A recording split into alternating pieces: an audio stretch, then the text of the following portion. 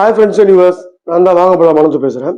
இன்னைக்கு நம்ம மணிகண்டன் கௌரி பிரியா நடிப்பில் வந்திருக்கிற லவ்வர் இதுதான் ரிவ்யூ பண்ண போகிறோம். இந்த படம் பிப்ரவரியில் வந்து தேட்டரில் நல்லா ஓடி இப்போ ஹாட்ஸ்டாரில் வந்து ரிலீஸ் பண்ணியிருக்காங்க.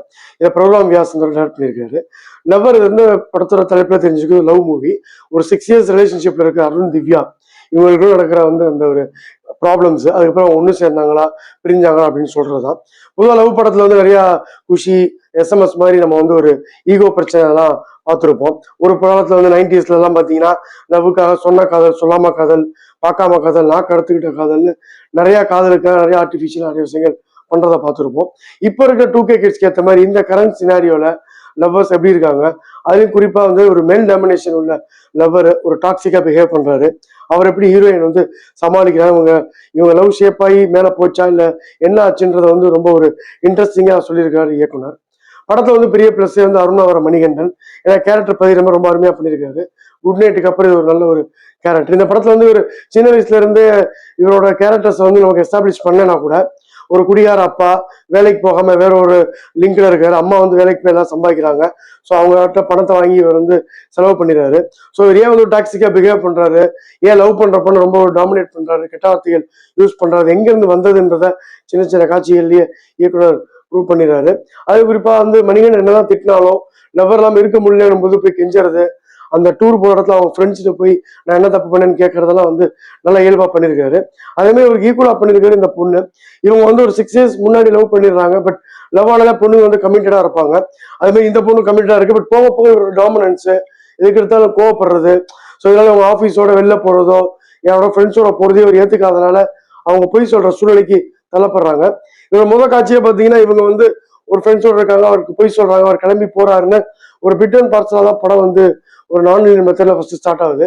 இவங்க ஏன் லவ் பண்ணாங்கன்றதுக்கு பெருசா போகாம காலேஜ் அவர் மெம்கிரி பண்றாரு, அதுல பிடிச்சிருந்த மாதிரி சிம்பிளா முடிச்சிடுறாங்க. படத்துல பிளஸ் இவங்க 2 பேரோட பெர்ஃபார்மன்ஸ் வர கூட ஒரு ஆர்டிஸ்ட் நல்லா கோஆப்ரேட் பண்ணியிருக்காங்க. கண்ணாரவி வந்து ஒரு முக்கியமான ரோல் பண்ணியிருக்காரு.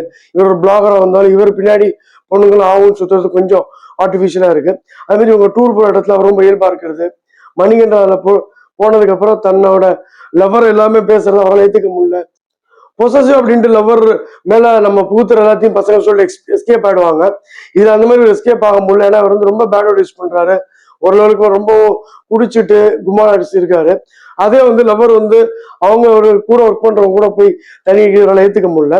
பட் இந்த படத்துல ஒரு மைனஸ் அப்படின்னு பார்த்தா 2 பேருமே இப்பதான் லவ் அடிக்கிறாங்க, போதையில இருக்காங்க. அதுவும் வந்து ஹீரோ சொல்ல வேணாம், யாரோ ஒருத்தன் பணம் தருவான், பிசினஸ் ஸ்டார்ட் பண்ற பணக்காரங்க கூட சரக்கோட சேர்ந்து மத்த கஞ்சா போய்க்கிறது எல்லாமே பண்றாரு.